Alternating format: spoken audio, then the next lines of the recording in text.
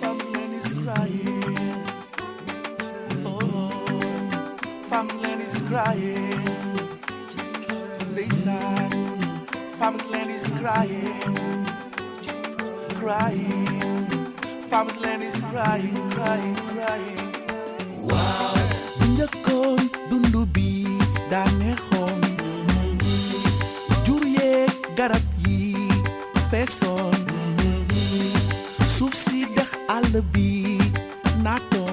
La gouvernance des ressources en eau dans les pays en développement constitue sans nul doute un enjeu politique, économique et social majeur que les gouvernements, les institutions internationales, les organisations de la société civile identifient comme une préoccupation majeure pour assurer un développement durable des communautés.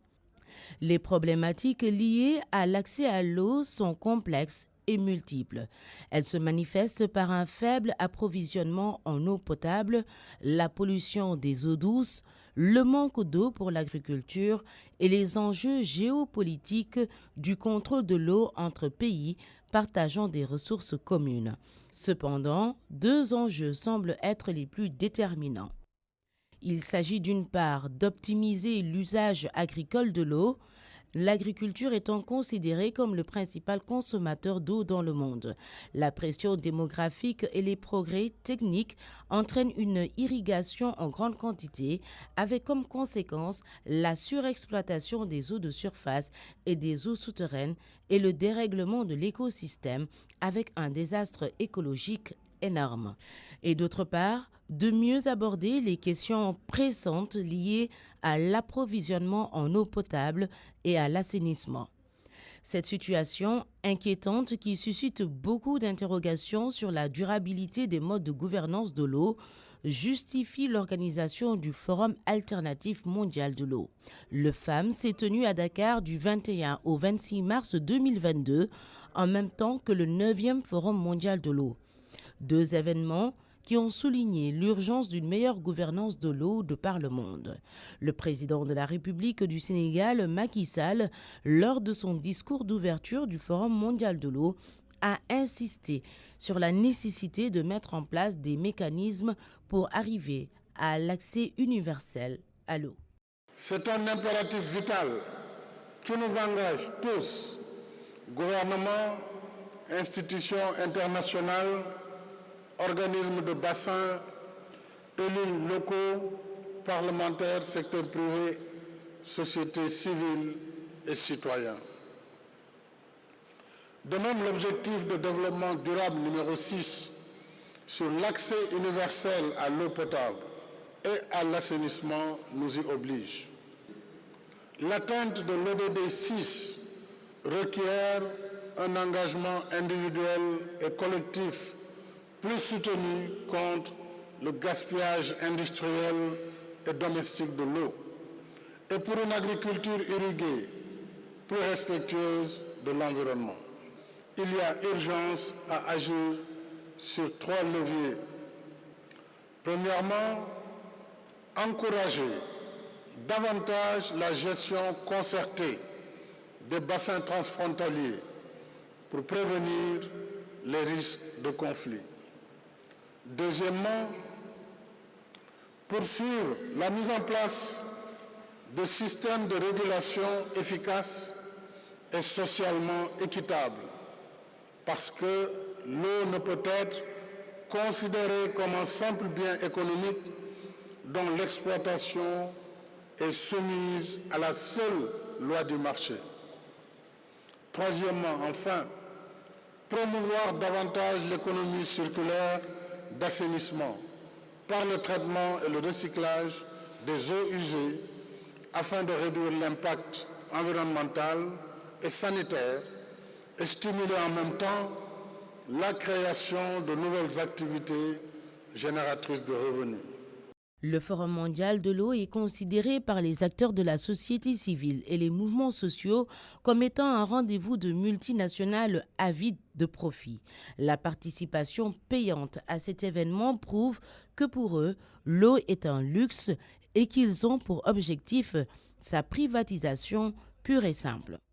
C'est la raison pour laquelle des organisations paysannes et des mouvements sociaux ont organisé un forum alternatif mondial de l'eau, un espace libre, accessible à la tranche de la population qui subit ce problème lié à l'accès à l'eau. La parole y est donnée aux acteurs locaux.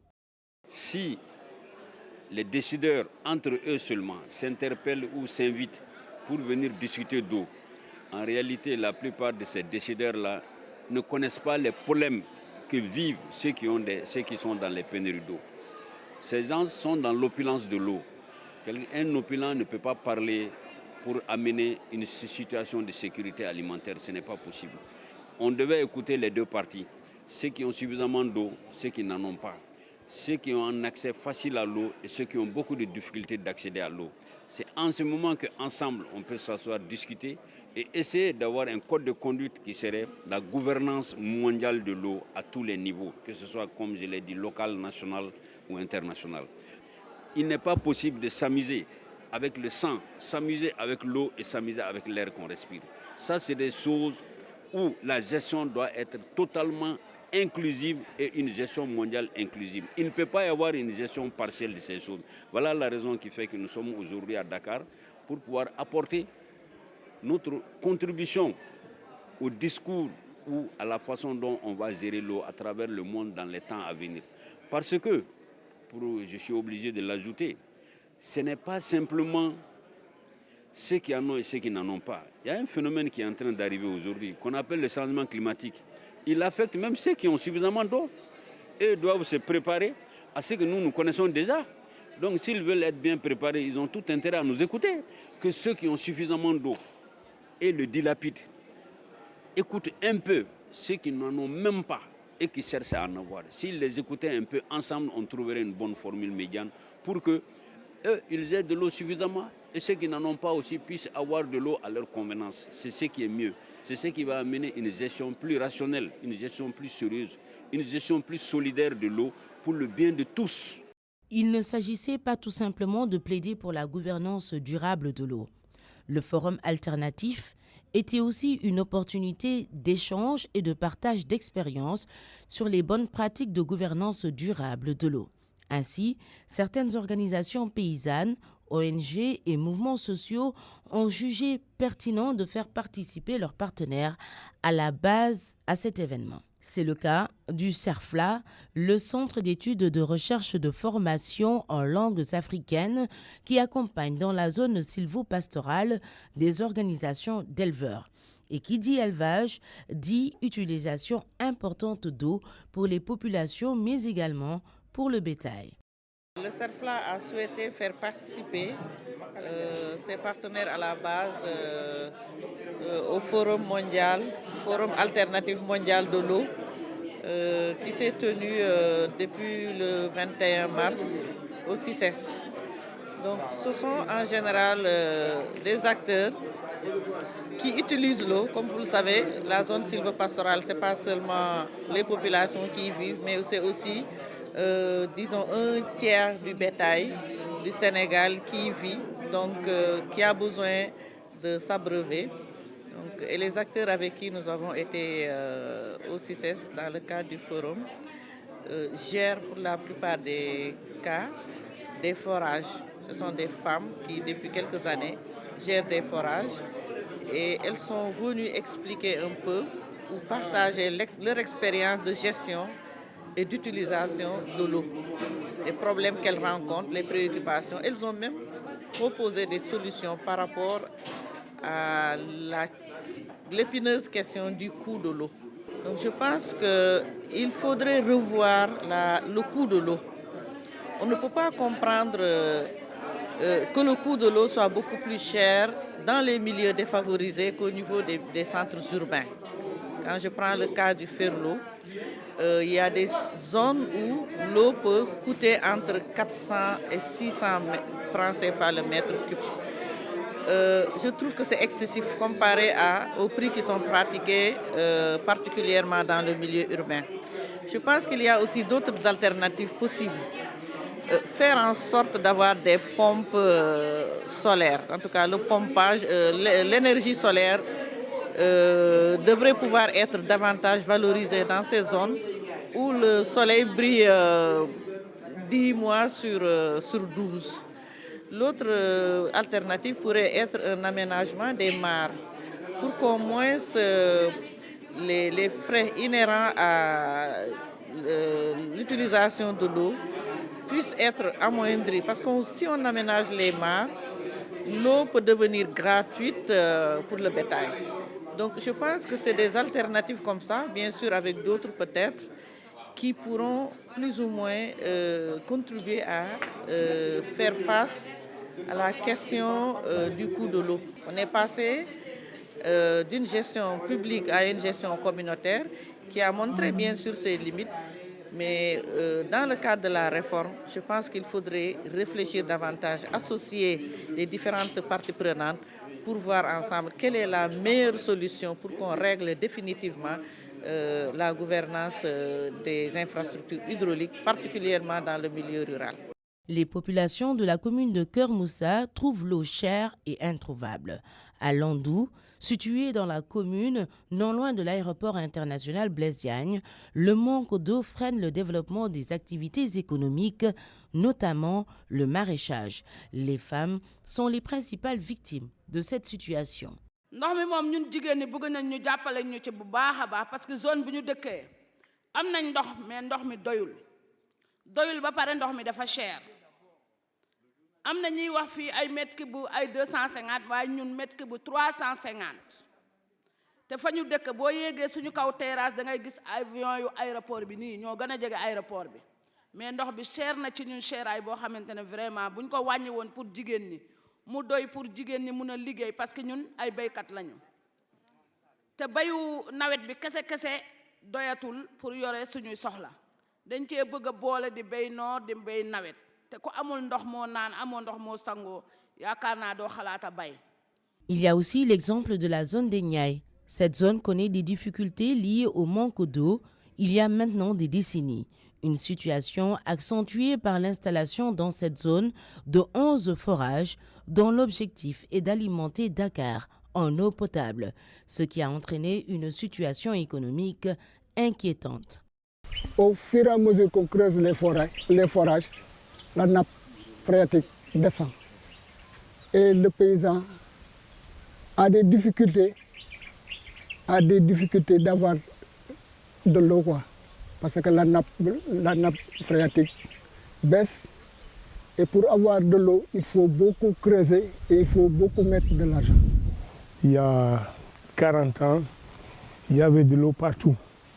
Et après la fin de la saison des pluies, on attendait pratiquement, on devait aller jusqu'en fin février pour pouvoir venir travailler dans les champs parce qu'il y avait beaucoup d'eau. Et donc vous avez eu maintenant par rapport à 40 ans, comme je disais, il nous faut aller chercher l'eau très loin, parfois jusqu'à 20 mètres, 30 mètres, même ici dans la zone des Niayes. Quand on n'a pas d'eau, on ne peut rien faire. Ici, ajoute que l'État est venu ici dans notre zone, il a fait des forages. Donc, ce qui baisse notre potentiel en eau, bon, c'était prétendument pour alimenter Dakar, mais ça, donc, ça nous donne beaucoup plus de difficultés à réaliser nos projets, à cultiver, à avoir assez d'eau pour produire. La participation des acteurs locaux au Forum alternatif mondial de l'eau et à d'autres événements de cette nature est importante. En effet, elle permet de faire entendre la voix des paysans et producteurs agricoles, de favoriser leur implication dans la formulation et la mise en œuvre des politiques de développement qui affectent leurs activités quotidiennes. Vous savez, l'organisation du Forum mondial de l'eau, c'est un événement important. Un événement important pour nos partenaires locaux qui se trouvent dans des zones et dans des environnements où l'accès à l'eau pose problème. Parce qu'avec le système de privatisation que l'État est en train de mener, les populations rurales ne se retrouvent pas dans ce système. Parce que pour eux, l'eau coûte très cher, parce que l'eau en milieu rural au Sénégal coûte plus cher que l'eau en milieu urbain. Et ça, c'est un grand paradoxe. le milieu rural où les populations sont plus pauvres, ils n'ont pas assez de revenus, assez de moyens pour payer l'eau. Là, l'État doit jouer un rôle important pour au moins qu'il y ait l'équité dans l'accès à l'eau. Et ça, Aix accompagne ses partenaires à avoir des outils de plaidoyer pour qu'au moins les autorités puissent se rendre compte de cette réalité et apporter des solutions à cet aspect d'inéquité dans l'accès à l'eau. Et l'autre aspect également au niveau de la zone agroécologique, continuer à accompagner les partenaires à développer des techniques agroécologiques durables et économes d'eau. Et ça, Aix et ses partenaires s'y lancent et nous continuons également à développer cet aspect. En même temps également à mener le plaidoyer pour que les autorités, les municipalités puissent se rendre compte des difficultés que les populations rencontrent pour ce qui concerne l'accès à l'eau de consommation, mais aussi à l'eau productive. L'accès à l'eau et à l'assainissement est un droit reconnu par les Nations Unies. Toutefois, on constate aujourd'hui que le nombre de personnes n'ayant pas d'accès satisfaisant à l'eau et à l'assainissement augmente de plus en plus dans le monde, dont une partie importante en milieu rural. Si rien n'est fait, nous risquons de passer de la crise de l'eau à la guerre de l'eau. C'est pourquoi des solutions viennent de partout, qu'elles soient scientifiques ou endogènes. Selon les observateurs, il nous faut aussi des solutions durables si nous voulons atteindre l'objectif fixé par les objectifs du développement durable, les ODD, c'est-à-dire un accès à l'eau pour tous d'ici 2030. Nous sommes dans une situation où toutes les forêts qui environnent le massif, ou autrement le massif est en difficulté, les arbres ont disparu par l'effet de l'homme, les feux de brousse, le déboisement abusif et que sais-je encore. Pourquoi ne pas faire des programmes, pas des petits projets de 2 ans, de 3 ans, des programmes de 10 ans, appuyés par l'OMVS, appuyés par tous les bailleurs de fonds pour restaurer le massif du Fouta. Pourquoi on est là à parler des forages? Pourquoi on est là à faire des projets à moyen terme? Ce qui veut dire que le massif est l'une des alternatives de solutions pour non seulement les paysans, mais aussi pour les États. Et c'est des projets intégrateurs qui pourront nous permettre de résister, de résister à cette situation qui nous arrive. Parce que la guerre de l'eau, elle est là déjà. Le plus grand danger, c'est consommer l'eau des générations futures lorsqu'on ne veut pas gérer l'eau du présent. Et tout le monde fait la promotion des forages sans comprendre qu'on va impacter négativement les futures générations. J'interpelle tous les participants à se pencher sur cette solution, comme on appelle, convergente, pour qu'on puisse aller de l'avant. Sur ce même sujet, Abdul Aziz Badji, secrétaire exécutif de la Fédération des organisations non gouvernementales au Sénégal, avance que la restauration des vallées fossiles peut contribuer fortement à l'accès à l'eau au Sénégal. Les vallées fossiles, ce n'est pas une création de nous, c'est une création naturelle. Il faut restaurer ces vallées fossiles. C'est en restaurant ces vallées fossiles qu'on doit avoir on va recharger la nappe phréatique et donner de la chance à ce que l'eau remonte en surface, l'eau de consommation et l'eau agricole. Dans d'autres zones, vous allez à 100 mètres en profondeur, vous ne trouvez même pas de l'eau. C'est difficile. Quand vous regardez, vous allez dans une zone comme Casamance où il pleut beaucoup plus pour le moment dans ce pays. Mais vous êtes à 20 mètres d'eau sur Terre. Et si on ne travaille pas à recharger la nappe phréatique, d'année en année, la nappe phréatique a déjà un problème de salinisation.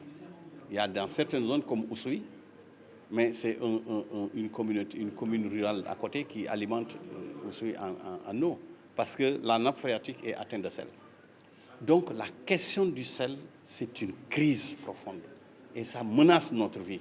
Et nous devons tous nous lever ensemble pour combattre cette crise-là. En plus de ces solutions endogènes, la science aussi a un rôle déterminant à apporter en termes de technologie et d'innovation pour la gouvernance durable de l'eau. Ainsi, l'Institut fédéral suisse des sciences et technologies de l'eau, en collaboration avec la coopération suisse, le Swiss Water Partnership et Ex-EPE, ont développé un outil dénommé le diagramme de flux d'eau. Ce diagramme est un nouveau procédé expérimenté au Brésil pour atteindre la gouvernance participative et durable de l'eau. Les résultats de ces recherches renforceront le plaidoyer des organisations paysannes par des données probantes.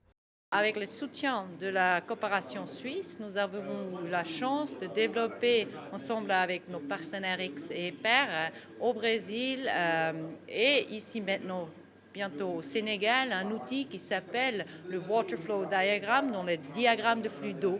C'est un diagramme qui montre visuellement, donc d'une manière très facilement à comprendre, d'où venons nos différentes sources d'eau, quelle quantité d'eau va dans quelle utilisation industrielle, agricole ou alors municipale au niveau des ménages ou des institutions publiques. Qu'est-ce que se passe après? Est-ce que c'est traité?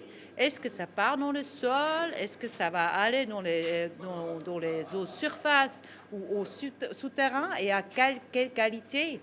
Et comment nos différentes sources d'eau sont exploitées d'une manière équilibrée? Est-ce qu'on utilise plus d'eau qu'on remet dans les ressources? Donc avec ça, on espère vraiment de faire ou de disposer d'une base commune pour que des différents acteurs avec des différents niveaux de compréhension de la complexité, ils peuvent parler des flux d'eau, ils peuvent ensemble identifier où il y a des problèmes et ça, avec ça, on espère de déclencher un processus pour qu'on cherche ensemble des options d'amélioration pour une gestion meilleure et plus équilibrée entre des différents utilisateurs. Nul ne doit être privé d'eau. L'eau ne peut faire l'objet d'appropriation privée et de captation par une entité au détriment de l'usage de tous. Considérée comme un bien commun, sa gouvernance exige donc l'implication de tous les acteurs. Il nous faut une réflexion globale et multi-acteurs. C'est tout le sens de l'organisation de ce Forum mondial alternatif de l'eau. Il est important que des voix différentes soient entendues. Le Forum mondial de l'eau, tel qu'il est connu et tel qu'il se présente, est un forum qui, à la base, est organisé par des business. Qui dit business? C'est des vendeurs. C'est des vendeurs d'eau. C'est des gens qui s'intéressent à acheter et à vendre l'eau et à faire du profit. Donc, ils sont dans leur ligne. S'ils organisent un forum, c'est comme organiser un salon international de l'armement ou des habits ou des tissus. Et on invite les gens qui seraient des potentiels acheteurs, des potentiels vendeurs et on fait notre business. Par contre, nous sommes ici parce que nous considérons que l'eau n'est pas une matière comme une autre. Ce n'est pas un tissu, ce n'est pas de l'or. Ce n'est pas un choix d'utiliser ou de ne pas utiliser de l'eau. C'est la vie. Nous considérons que ça ne peut pas être laissé à un tel type de forum. C'est pour ça qu'il y a un forum alternatif. L'eau, pour nous, est un bien commun. La réflexion, pour nous, doit être faite entre les communautés, les gouvernants, toutes les personnes, les scientifiques, les techniciens, les jeunes, les femmes, pour voir comment on fait pour que l'eau qui existe qu'on la maintienne déjà saine, qu'on la distribue et que tout le monde y ait accès. Écoutons sur le même sujet le coordonnateur du comité d'organisation du Forum alternatif mondial de l'eau. La gouvernance mondiale de l'eau n'est pas quelque chose qui a été adopté d'une façon participative et inclusive. Donc voilà pourquoi la société civile a jugé que cela ne devrait pas être uniquement le seul aspect à développer. Et donc c'est comme ça que le Forum alternatif mondial de l'eau est né, qui est un espace propre et spécifique à la société civile, aux ONG, aux syndicats, aux mouvements de femmes, aux mouvements de producteurs qui travaillent sur les droits d'accès à l'eau, l'eau de production comme vous le faites à Indapronat, l'eau de vie, comme certains le font quelque part. Voilà donc pourquoi ce forum alternatif, cet espace, a été une nécessité. Il y a au moins 4 choses qui sont indispensables et qui ne vont pas manquer. La première chose qui devrait figurer dans nos recommandations, c'est l'eau doit être considérée comme un bien commun. Seconde recommandation, si donc l'eau c'est la vie, il faut donc considérer l'eau non pas comme une marchandise mais comme un droit. La troisième recommandation, si les Nations Unies disent l'eau est un droit, les religieux disent l'eau c'est la vie, sans religion il n'y a pas de vie, sans eau il n'y a pas de religion. Il faut donc que ce droit-là des Nations Unies figure dans nos constitutions. Il faut donc rendre ce droit-là un droit constitutionnel. C'est la troisième recommandation. S'il figure dans nos constitutions que l'eau est un droit, il restera maintenant à savoir, à partir de ce moment, qui protège ce droit. Ce n'est pas le privé, ce n'est pas une multinationale. Il faut donc que la gestion de l'eau dans ces conditions revienne dans le registre des services publics de l'État. Et qu'on retire les délégations et qu'on ramène alors l'eau dans le registre des services publics de l'État qui ne doit pas être privatisé. Les problèmes d'eau sont complexes et multiples. Il faut cependant une approche beaucoup plus globale de gouvernance des ressources naturelles. Durant le Forum alternatif mondial de l'eau, il est ressorti que l'eau est étroitement interconnectée avec d'autres ressources telles que la terre, les forêts, entre autres. Ce qui mène à un plaidoyer pour une convergence des initiatives et mouvements de lutte pour le respect des droits d'accès à l'eau, à la terre, à l'assainissement et à un environnement sain, ainsi que la protection de leurs défenseurs.